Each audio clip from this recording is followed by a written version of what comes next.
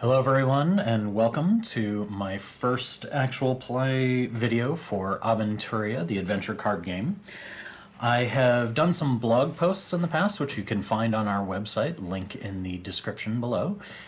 I am today, therefore, going to be tackling some new content, some of the stuff that's come out in the past year.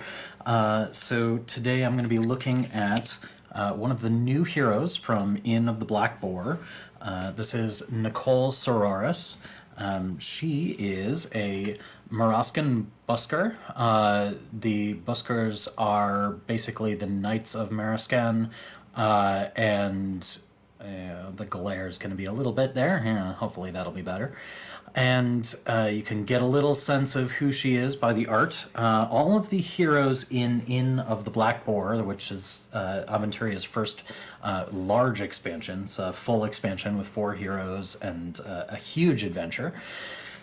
All of these 4 heroes were designed in cooperation with backers from the original Aventuria in English Kickstarter.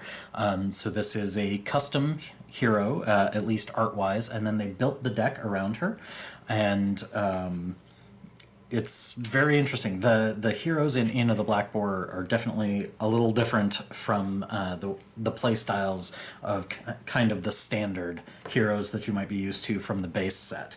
But they're very interesting, and I'll show you some of what makes them unique today. Now I'm going to be playing through a short adventure, just to give you a sense of how Nicole plays.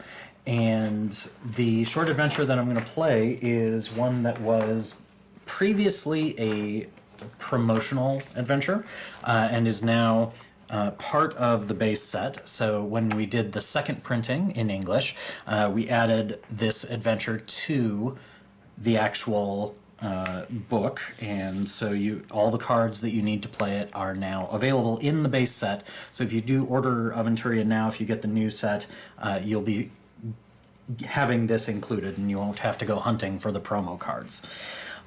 So this is called the non-gambling kind, and it's a little odd as far as adventures go. That's one of the reasons it was a promotional. It's not it's conceptually a little weird, but you'll see why as we get into it. So for those of you who are not familiar with Aventuria, I will be going through sort of a role-playing adventure section first before we get to the combat. Many of the things that I choose to do during the role-playing section will affect the combat. In this case, there's just one skill roll. Longer adventures will have more of those, and you'll see what happens with that when I get to it. So we are in the city of Chorhop in the year 1024 BF. And you'll have to read up on your Dark Eye lore if you want to know what all of those things mean. I'll explain some of them, but I'm not going to go into all sorts of detail. There is a lot of lore built into this world. The city of Chorhop is a dangerous place at night. An anonymous client has hired you to escort a veiled person known as the Idol of Fortune to a gambling house named the Carbuncle Stone. Kind of not a really awe-inspiring name for a gambling house, but there it is. This client specifically asked for people of the non-gambling kind for this mission, heroes who do not give in to gambling or other kinds of games. You push your way through narrow alleys and dark streets full of shady characters until you reach your destination. Upon entering the Carbuncle Stone, you realize this must be a former library. Bookshelves line the walls, but the center of the room has been cleared to make space for gambling tables and wheels of fortune. The Idol of Fortune allows you to escort them to a huge golden dragon statue in the center of the room. Once there, they drop their veil and begin dancing gracefully. Seems that the idol is a woman with an athletic physique, although she keeps her head enclosed in a heavy stone fox head mask, which I imagine is uncomfortable. You and the other guests are mesmerized by her dance. You may leave if you want to, or you may stay and keep on watching this one-time spectacle. Each player decides if their hero wants to stay or leave. The ones who want to stay take 1 adventure token. I'm thinking that Nicole would stay for some dancing, so I will take an adventure token for right now. At that moment, the golden statue in the center of the room begins to weep. Huge round tears fall from its eyes and take the form of golden coins as they clatter to the ground. Each player decides if their hero wants to get rich on the gold or not. This applies to everyone, regardless of whether they wanted to leave or not. Those who want to get rich on the gold take 1 adventure token. I'm going to not. The whole point of this is, theoretically, Nicole is of the non-gambling kind, and so I'm going to decide that she is not getting rich on the gold. An enchanting melody seems to drift from far away. Some of the books on the shelves start to glow and hum. They drop to the ground and open, freeing monsters and terrors that had been trapped in their pages. The gold at your feet continues to tempt you, but the creatures move slowly toward you. Each player decides if their hero wants to keep on getting rich on the gold or withstand the temptation. Those who keep getting rich take 1 adventure token. And you might be guessing at this point that the adventure tokens are going to be kind of a mixed blessing as we get into this. So I'm going to say no, Nicole will resist. The monsters and villains charge at the guests, who are mostly mesmerized by the idol. Even you must focus your will to defend yourself against the attack. Each hero must make a willpower roll. So here we are, we're in the skill roll that I had mentioned. They roll a number of dice equal to the number of adventure tokens they have and use the worst result. If they have taken no adventure tokens, apply the result critical success. So as you see in this moment, this is sort of the bad effect of the adventure tokens. There is a good effect coming up soon, but we'll see that in a moment. So the way that skill rolls work, it says that this is a willpower roll. So willpower is on my skill card right here. And I have a list of skills there, and they all have ratings. The higher the better, because what I'm trying to do is on a d20, I'm going to try to roll equal to or under the target number.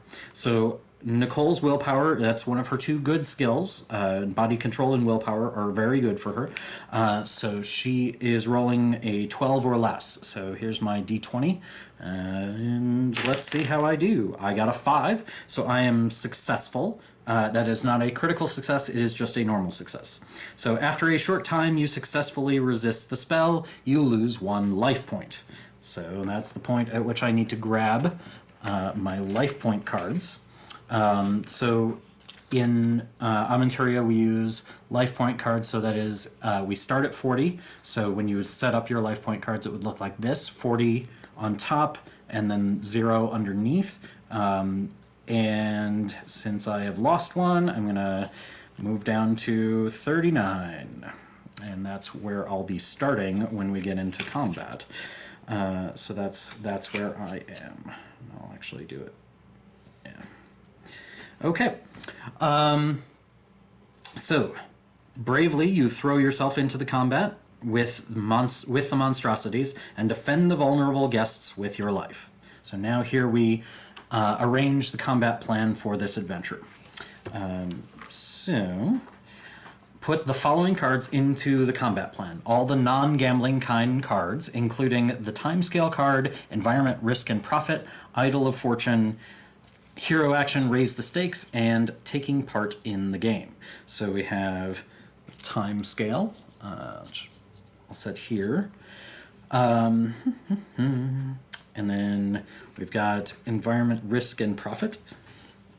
We have the Idol of Fortune.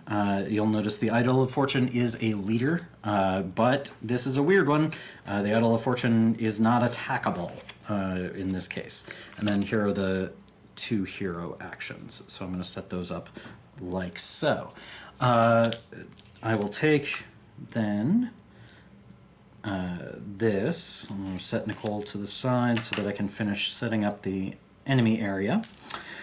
So then I set a draw pile with event cards of my choice. I've already prearranged that. So event cards in Aventuria have keywords at the top. What I did was I just picked the ones with the general keyword. So those are the event cards that I chose for this. So I'm going to set those there. And then a draw pile of leader action cards of my choice. So once again, I chose all the ones with general on them. This is a very customizable adventure, so when you play the non-gambling kind, this is one that you could set up for a variety of feels. You'll see sort of the way that I've set mine up in this case. And there are my leader actions. Then I will place the card taking part in the game in the combat plan with the hero action playing the game side up, which I have done. Then a combat begins. So we'll begin the combat. Each player may draw additional adventure cards equal to the amount of adventure tokens they have. So then place all of their adventure tokens on the card Risk and Profit. So the Risk and Profit card gets my adventure token, but I will have an extra card in my hand at the start of the game. So that's kind of useful, but definitely if I had a harsher failure on my willpower roll earlier, it would have been quite the cost. So I'm going to set these things up, and I will be drawing those in a moment. I will set that aside. So there are henchman cards, so I'm going to form a pile of henchman cards, and it says, of your choice. And I have done so. I have formed a pile of henchman cards of my choice. In my case, what I did was I chose a bunch of random humans from my henchman collection. I have a pretty large henchman collection because I have literally all of the expansions, so I have a lot of options. But I decided to make this people who could have been at the gambling house and have been ensorcelled by the idols. So that was sort of my theming for this particular run. Okay, so I have the enemies set up at the top. I will be drawing the henchmen in a moment. The time scale says that I start with 6 counters on it. And just so you know, the last counter is removed, I lose. So I do need to win before that happens. And the way that time scales work, for those of you who are unfamiliar with the game, as these counters get removed, the number of counters on them triggers a timescale effect. So you'll see how that works as we go through. All right, so here I am. I got my 39 health. I've got my main card. I will set my skill card over here. I will need it during the fight, but let's set up otherwise. So I've shuffled my adventure deck, my hero deck, and I would normally start with 5. I will start with 6 cards because I wanted to stay and watch the dance. So that's me. Okay, so here I am then at the beginning, and I could mulligan, I could decide that I don't want to play some cards, but generally I find in Aventuria I like to just play with the things that I'm dealt and sort of see where they take me. It's rare that I feel that my hand is bad enough that I absolutely have to get rid of everything. So that's kind of unusual. So I will begin my first turn, and so when at the beginning of my turn, I do draw 2 more cards. And so I will look at the various things. Now I'm seeing Vigilance, which is a dodge reroll. That's definitely a thing I'm going to want. I do see a very good sword in here that I'm probably going to want, so I probably want to hold on to that. Provocate is very useful when you're playing in duel mode. It's pretty good. It reduces damage in an adventure, but perhaps not. Anatomy is also going to be very useful, although I'm definitely going to be favoring melee at pretty early on. But Nicole's basic equipment is throwing a stone, so that is a ranged attack, and I will need to deal with that. Suddenly Gone, I don't know yet if I'm going to need that. So I'm thinking about all these things. And one thing I do need to do is, since I do need to play the initial henchman, so we'll find out what I need. And the initial henchman, the threat for this is heroes times 4 plus the number of adventure tokens on the card, on the risk and profit. So my threat is 5, so I must draw henchman cards until I reach at least 5. So there's a fearful watchman who does have a protection of 2, so maybe I do want that card.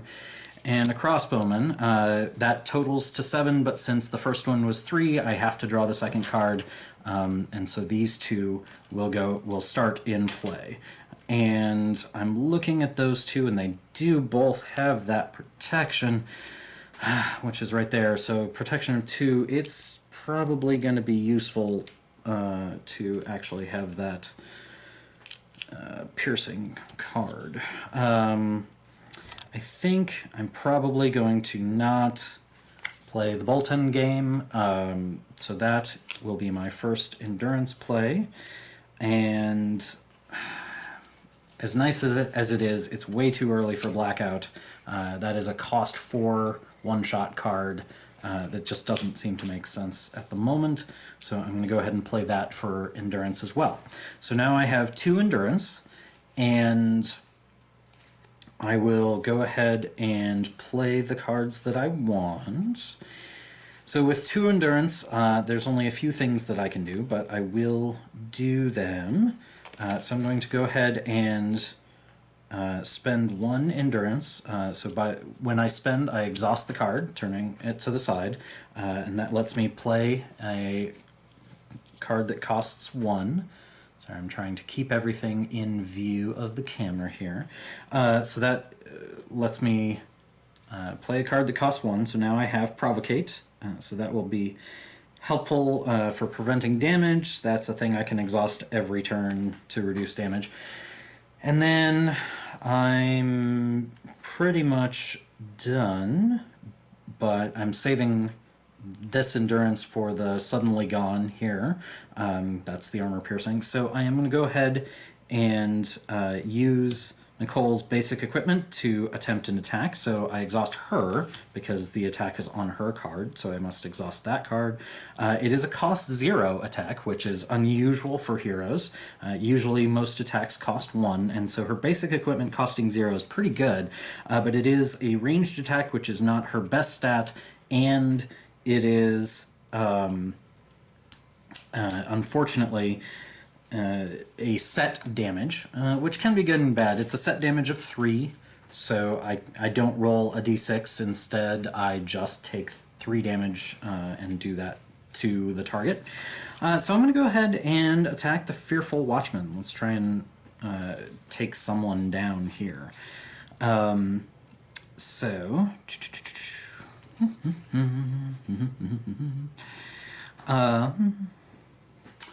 and yeah, okay. So I must roll. I'm going to go ahead and roll my green die for a melee attack, or for a ranged attack rather. And let's see if I hit. I rolled a 14, which is not good enough. However, because I missed, I get to take a fate point. I must do the environment risk and profit. I did not do that, so I do need to do that. So number 3, I suffer 5 health, 5 life loss. So that's very bad.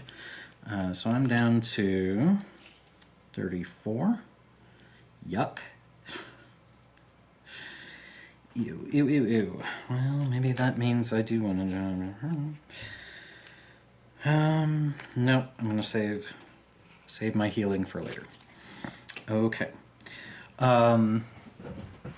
Also, I do need to set up taking part in the game. So at the beginning of the fight, I will put adventure tokens on this card, depending on the difficulty.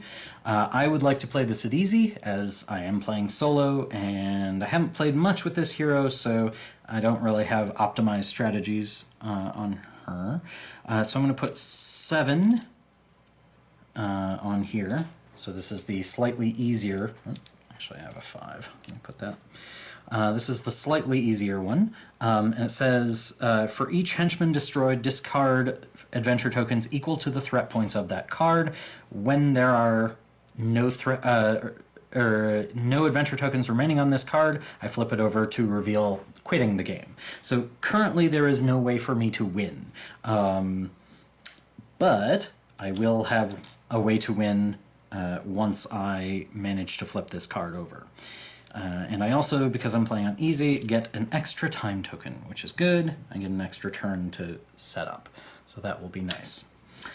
All right, my turn is done. I will begin the enemy turn.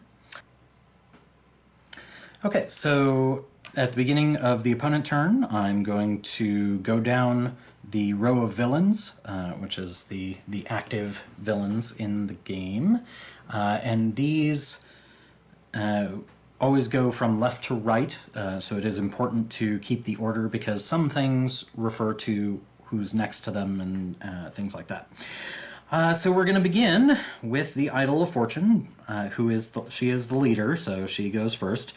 And she has no health, no dodge, no armor, but she does take actions equal to the number of heroes. There is one hero, so she will roll 1 action die each turn.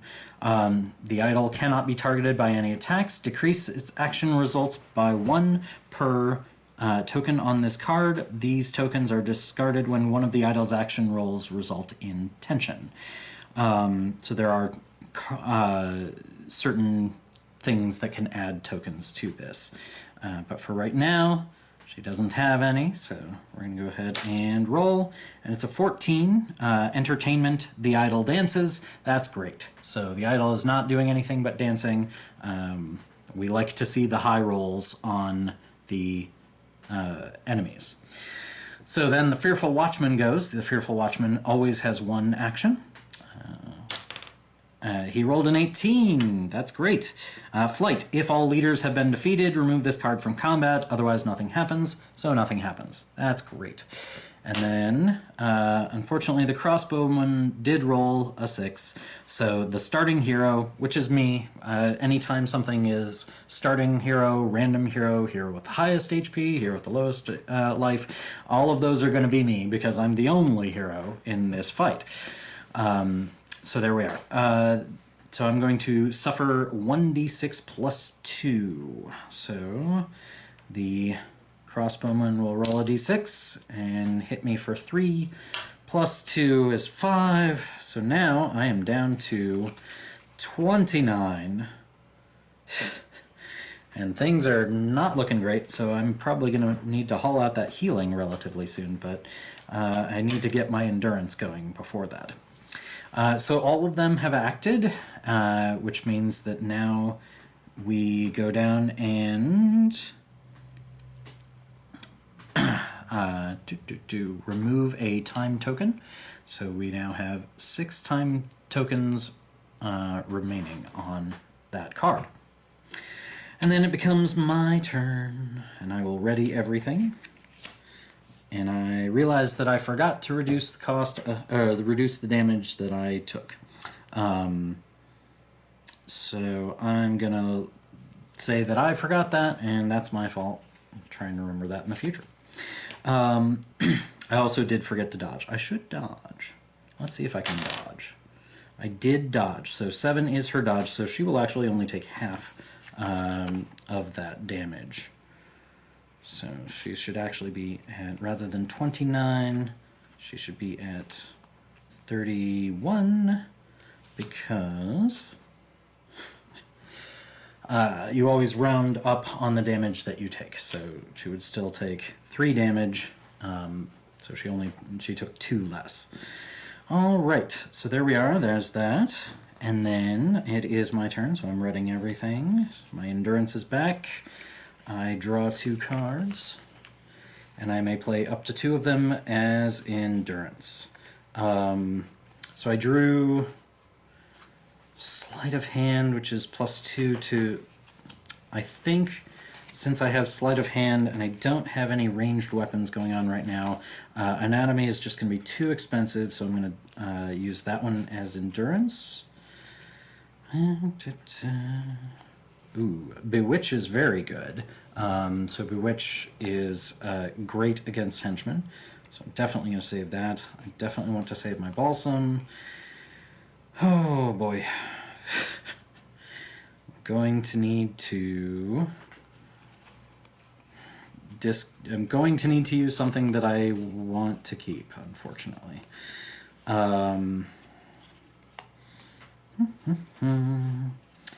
Tuzak knife is very expensive, but it's also very good, and I really do want it, and especially because I have no other melee weapons at the moment, so kinda need to hold on to that. I think, as much as I would love to hold on to it, I'm going to play Bewitch as endurance. Okay. That is a sad thing for me, but there we go. So the first thing I'm going to do is I must do the environment, the risk and profit. So let's see what that does this time. 3. Your hero suffers 5 life. Boy, that's the second time I've rolled that. That's very unfortunate. So, so now I'm going to be at 26. Yuck. Okay. Alright, well, there we are. It's rough when you're solo, sometimes. But typically this game feels harder at the beginning, and then you start to get better as you get your cards out.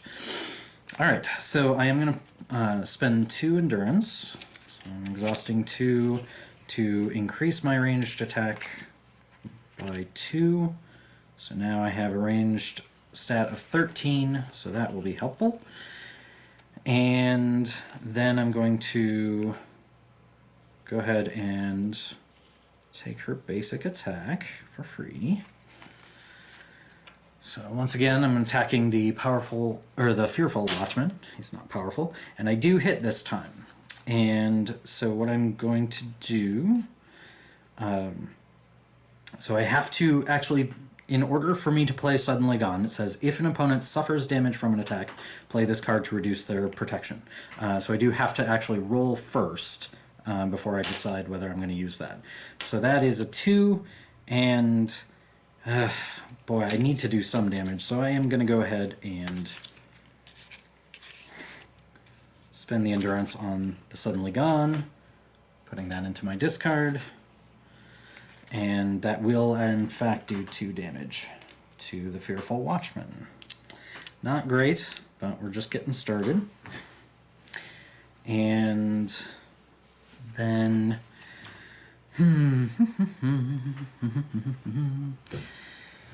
I think that I'm going to not... so I can raise the stakes, but boy, is that dangerous. It's a 50-50 chance to gain a fate point. I have a fate point at the moment, so I'm not too worried about that. I think I'm just going to go ahead and hold on to what I've got and call that good.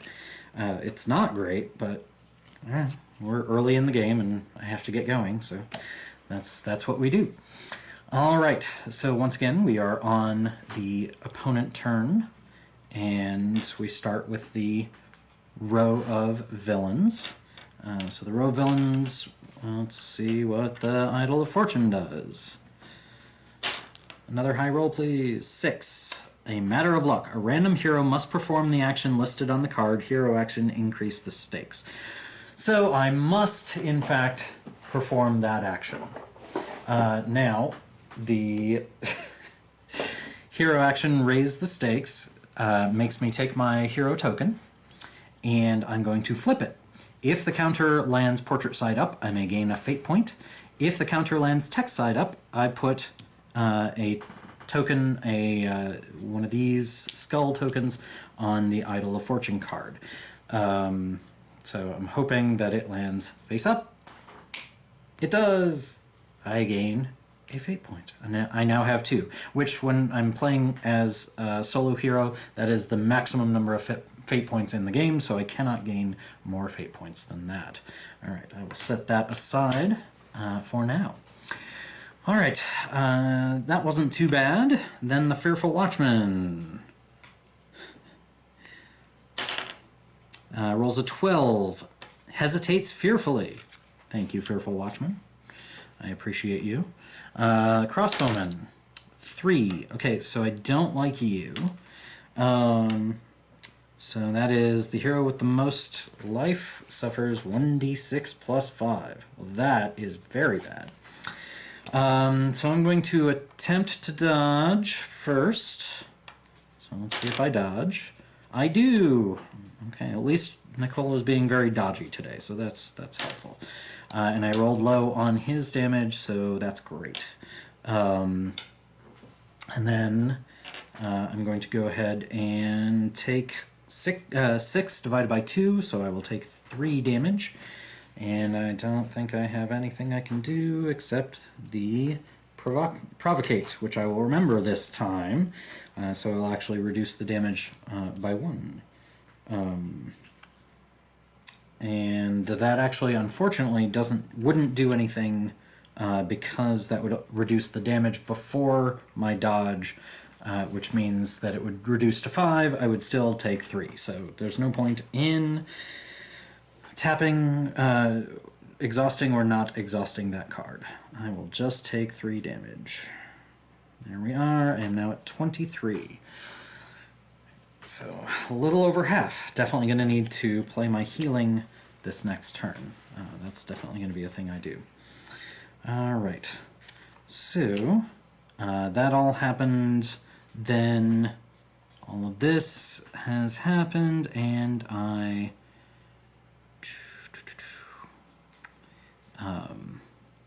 take a time token off here, and we are now at 5, which means we draw an event card. Despair. You are overcome by a sudden feeling of despair. Every hero who fails at a willpower roll must discard one of their own endurance cards. So that's bad. Let's hope I succeed at this willpower roll. I did, yay! So 10 is less than 12, so I am successful. So that event card simply goes away, and we are in the clear for the moment. Okay. Now it is my turn, and I will ready everything. I will draw 2 cards.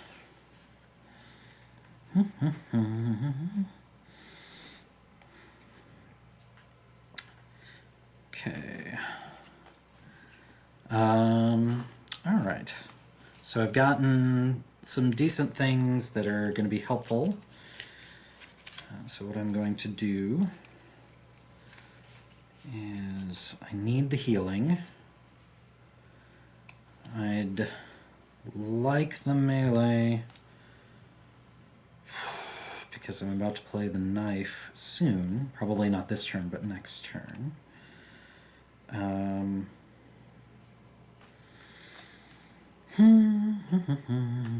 As much as I really, really want it, I think I'm going to put away the vigilance. Oop, but not the healing. And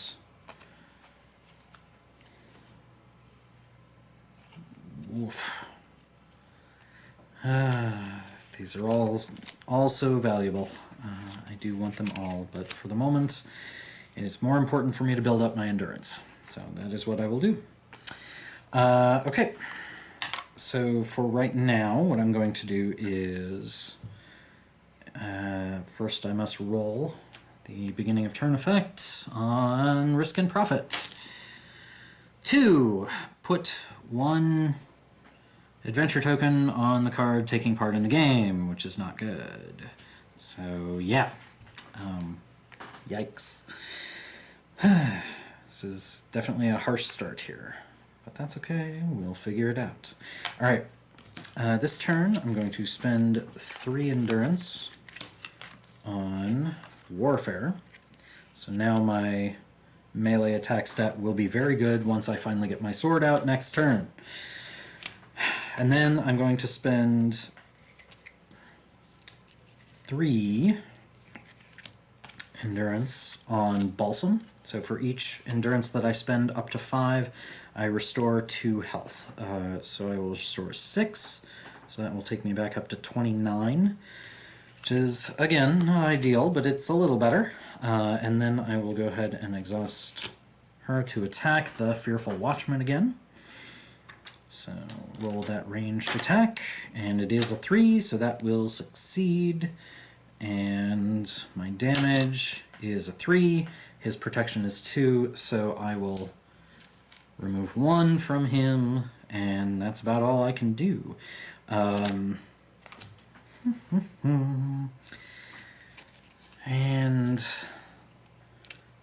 yep, I'm going to hold on to my fate points at the moment. I'll probably use them a little bit more next turn. Okay. So then it is the villain's turn. So the idol goes first. 10. Relaxation. Each henchman heals 5 life. So the watchman is back up to full. Great. And then the watchman will roll a 3, which is probably not good. A random hero, that's going to be me. Suffers 1d6 plus 1. Okay, so I'm going to attempt to dodge. I do. Boy, I'm really rolling well on the dodge. So then 1d6 plus 1 is 4. So I will just take the 2. So I'm down to 27. I will not use Provocate because I would still be taking 2. And then the crossbowman finally rolls high. 15. Nothing. Looks for a new target. He's going to find me, I'm betting. Alright, so that's the row of villains, and then I remove a time token and draw a leader action card. Twist of Fate. Full of confidence, you rush towards your enemies to encircle them, when suddenly you see movement within the enemy lines.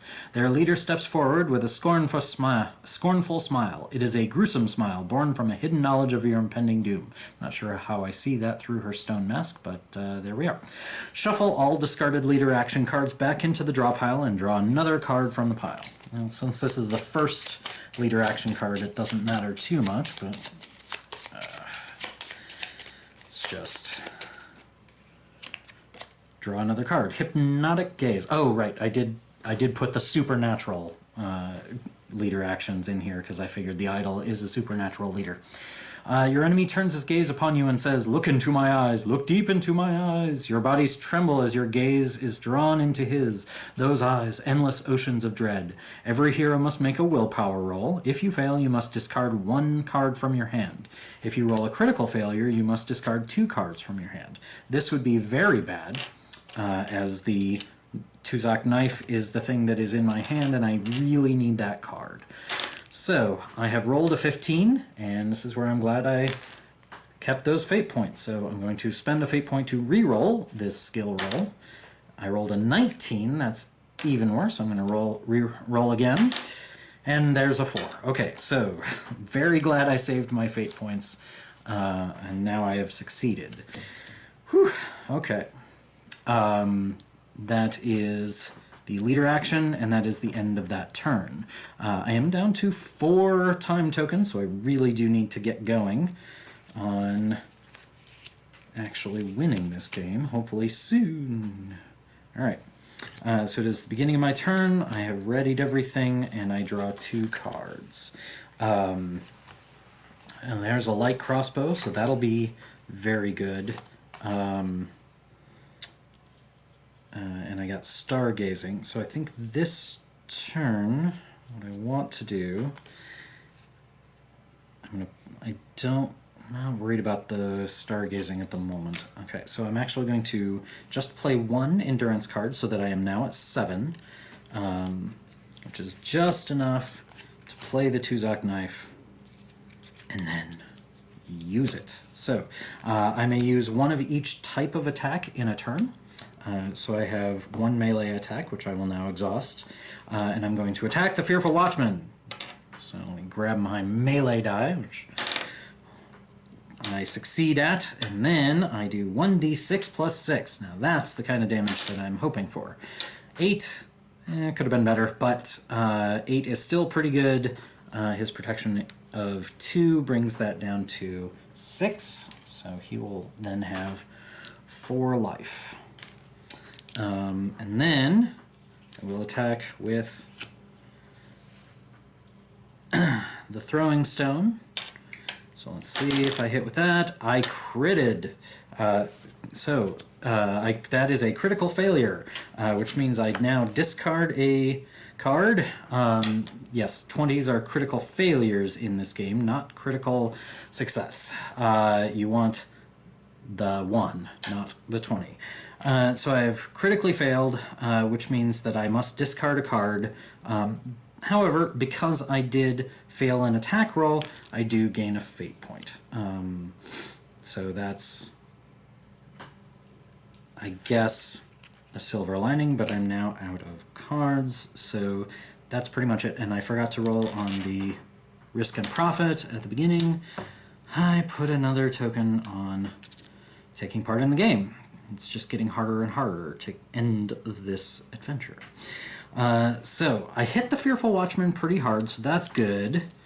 And hopefully things will get a little better next turn. And then I will go to the villain turn. So the opponents go, the Idol of Fortune rolls, and that is a 4. Draw a new henchman card and place it to the right of the other opponents. It is another Fearful Watchman.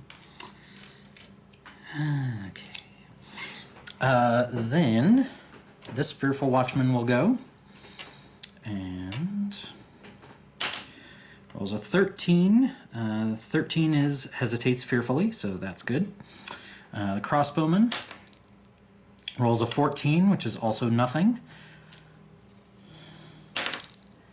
And the Fearful Watchman rolled a 20, which is flight. Remove this card from the game. Do not shuffle it back into the henchman draw pile. That's excellent. Unfortunately, it doesn't apply to taking part in the game. So, yeah, because that is not a destroyed henchman. He just bailed on us. So, oh well, there we are. But if there were another henchman to the right, that henchman would lose an action. There isn't, so the other effect of the critical failure is lost. So there we are. We go to the time scale, remove this, and it says, if there are hero number or fewer henchmen in the game, draw a new henchman card and place it to the right of the other opponents. There are not, so that's not a problem. We're not at 0 henchmen at the moment, so we're all good. Okay, so now I need to ready my stuff. And I'm feeling a little better about things. So I didn't take any damage that turn. About the only worst thing that happened was we got another token on taking part in the game, so it's slowing things down. I will draw 2 cards at the beginning of my turn. And these are both pretty good. So I will definitely play both of them. So Memorand's is, after a failed attack roll, I may shuffle 1 card from my discard pile back into my hero deck. That's extremely powerful, because usually when you're out of cards, you're out of cards, and you just play with what you have in front of you. So that's a very powerful card. Then I'm going to play, spend 2 more on Nevesian Roots, which says, when you lose life, you may discard any number of your endurance cards. For each one of them, you lose 1 less. Now, since I had to play 7 endurance cards just to get my Tuzak knife going, I have really more endurance than I have use for at this point, so this is a good way to get things, to use the endurance that I still have. So feeling a little more resilient. Alright, so I'm going to go ahead and start with the Tuzak knife and see if I can destroy that fearful watchman. Because a hit will definitely destroy him. So let's see if I can hit. And that is an 11, which is definitely less than 15. No problem there. I do hit him. I can roll damage just to see how thoroughly I destroy him. So it's an 8 again. And that will take him out. When I destroy a henchman, a couple of things happen. I gain a fate point, and taking part in the game happens. So the threat points of that henchman were 3, so I will remove 3 adventure tokens from there. Still have 6 to go, which means I'm going to need to have at least one more henchman in the row so that I can do that. And then I'm going to throw a rock at him. It hits and does 3, which he protects 2 of, so it does 1 damage. Alright, so that was a little bit of a better roll. With these fate points, no cards in my hand, I think I am actually going to spend a fate point to see a new card. Okay, well that'll be maybe useful. I'm not sure if that's great, but so this lets me immediately ready 1 action or endurance card in play. The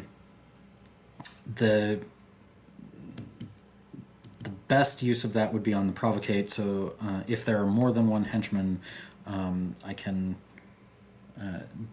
use that to re-ready the provocate in the middle of combat. It's not useful on the knife because even if this were ready, I could not attack, make another melee attack in the same turn, so I can't use it for that purpose.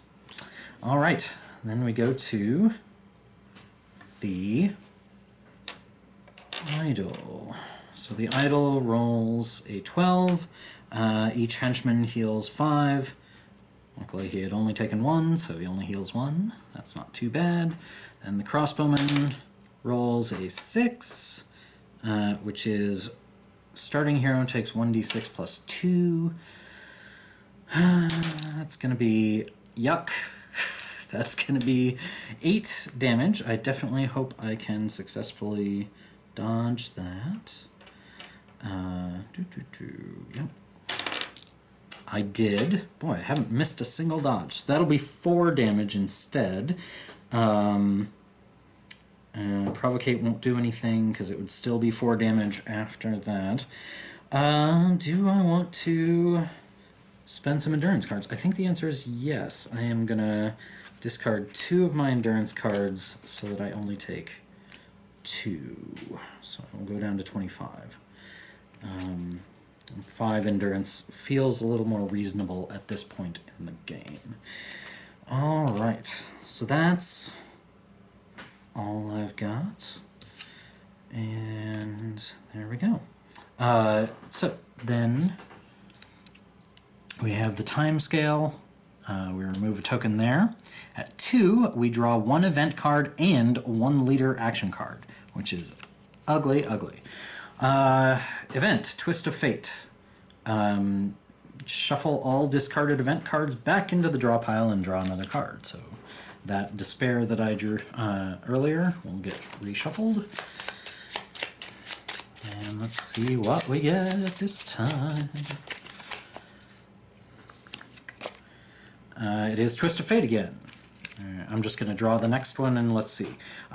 Each treacherous enemy, a wounded enemy, promises you to brew a healing potion if you keep him alive. In reality, however, he concocts an explosive mixture that he throws in your direction before swiftly running away. What a jerk. Each player must make a perception roll. In the event of a failure, the player's hero loses 5 life. So that's not great. Okay, so I make a perception roll. My perception is 10, so this is pretty even odds. That's an 11. I don't like that. Is that worth spending a fate point on? Oof. It's tough. It's tough. It's tough. No, I think I'm gonna take it. I will drop to 20. I'll save my fate points for other things. Alright, and then I draw a leader action card. Call for reinforcements. Oof. Alarm, alarm. The leader's shout is still ringing in your ears when your opponent's reinforcements arrive. Draw a henchman from the henchman draw pile until a henchman with 4 or less threat points is drawn. Place it to the right of the row of villains. So, 2. That's not 4 or less, and I am very glad I didn't get that one. It's a tough watchman. And that is 4 or less. A crazy charlatan. Okay. Well, I needed to get a henchman out anyway, so I guess that's okay. And he has a lower protection, so I'll probably be throwing stones at him. Okay. So that's the leader action, and that is the time scale, so we are now done. Okay, so I ready my things. At the beginning of my turn, I must roll risk and profit, which I think I might have forgotten to do last turn. 5, discard 1 token from the card taking part in the game. Yay! An actual good roll. That's much better. Okay. Okay.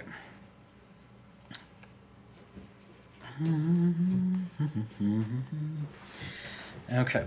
I don't... Okay. I definitely want to put...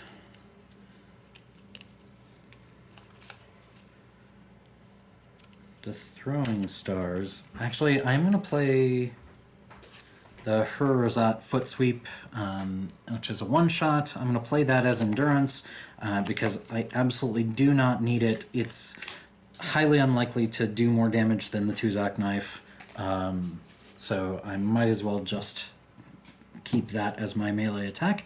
And then I will spend 2... Oh, I didn't ready myself. I'll spend 2 to put the throwing stars in play. The throwing stars, I place 3 adventure tokens on this card. Those are my stars. I can pay an endurance and exhaust this to remove 1 and do a ranged test, and the opponent loses 3 life. This does not count as an attack. And guess what? That is an action card that could be reset with the fast on the legs. So that's definitely something I'm very likely to do. Let's go ahead and start with the Tuzak knife, though. Let's see how much damage I can do to this crossbowman. Okay. 14, luckily. Normally wouldn't be enough, wouldn't be low enough, but I have warfare, so my melee is 15 currently. So I do hit, and I hit for a lot. I hit for 11, which is reduced by 2, so I hit him for 9. That's very good.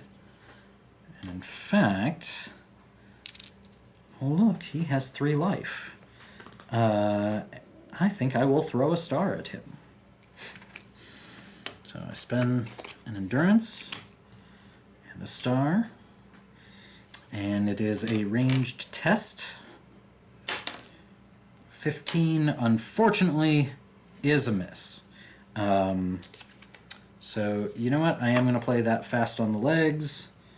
And it is not a failed attack, so I cannot do memorands. But I will ready that, and then I will spend another endurance to exhaust it again, because I would really like to take out this crossbowman.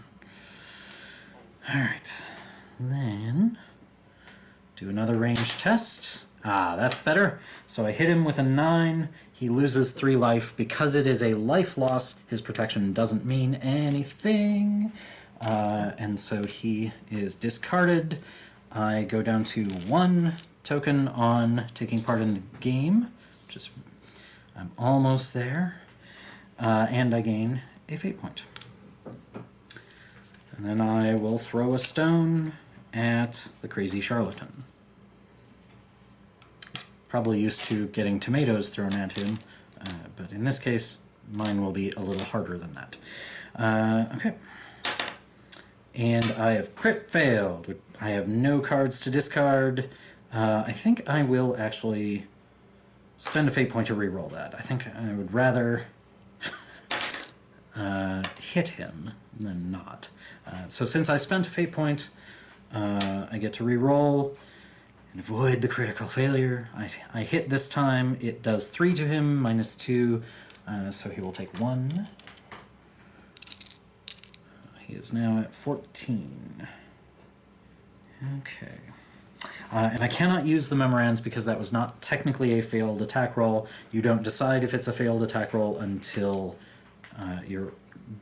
you hit the last result. So I did reroll and succeed, which means that it is not a failed attack roll. Alright, so that makes it the villain's turn. Idol of Fortune, 9. Gamble. All heroes perform the action listed on the card. Combat area, risk and profit. Well, environment, risk and profit. I think that's something I missed. Okay. So, risk and profit. I roll a 5. Hey, I discarded 1 token from the card taking part in the game, which means it now flips. Oh, that could not have been better. So now I have an available hero action that I can perform to quit the game. It does cost 6 endurance to flip my hero counter and attempt to win. So this is the... I now have, every time I spend 6 endurance, a 50-50 chance to win. So there we are. That's where we are. Let's see if we can succeed, because we're almost to a loss, where I'm going to have maybe 1 try at this. Okay, so then the crazy charlatan goes, and on an 8, he heals the opponent who has lost the most life by 5. That is himself, so he will go back up to full. Okay, but I don't need to worry about killing anyone because I did... we did manage to flip, taking part in the game, so that's good. Alright. Okay. Then we remove a time token, and we draw a new henchman card and place it to the right of the other opponents. It is a mean highwayman, but he doesn't go this turn, because the time token happens after the villain turn, at the end of the villain turn, so that's it. But I am now down to my last turn, and it is going to be a 50-50 chance whether I win this game. So let's go ahead and just draw, just ready. Let's see if there's anything I can get. I have good memory, which lets me take a card from my discard pile. Is there anything in here that could possibly help me? Nope.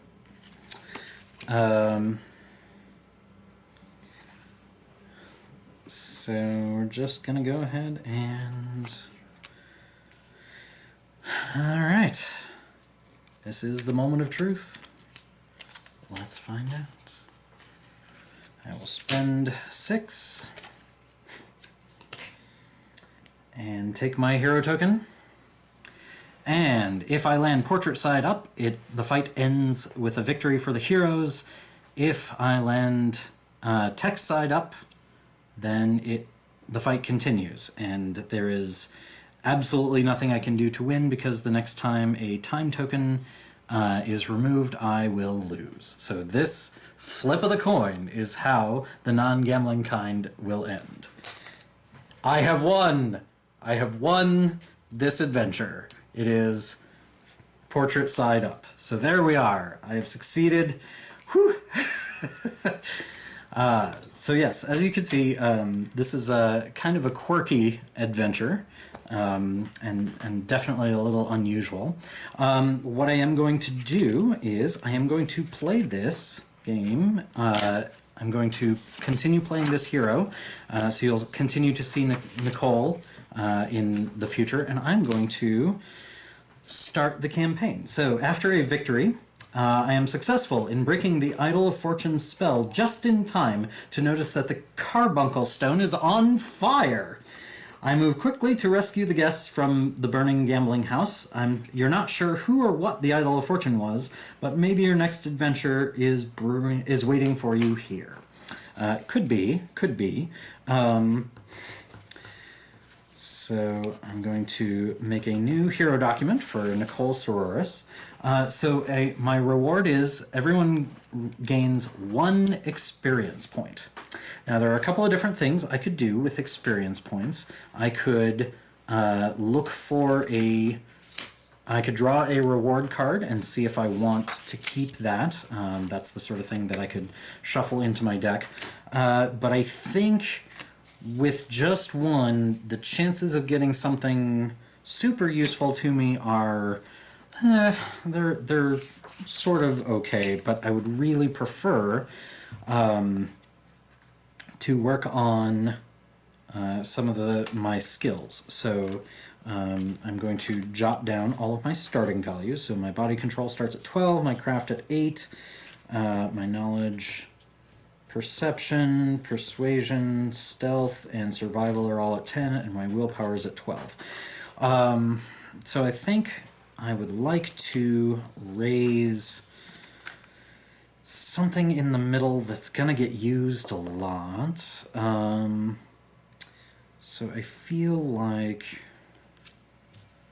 I would like, just because it came up this turn, I feel like I will raise my, whoops, not by 2, by 1.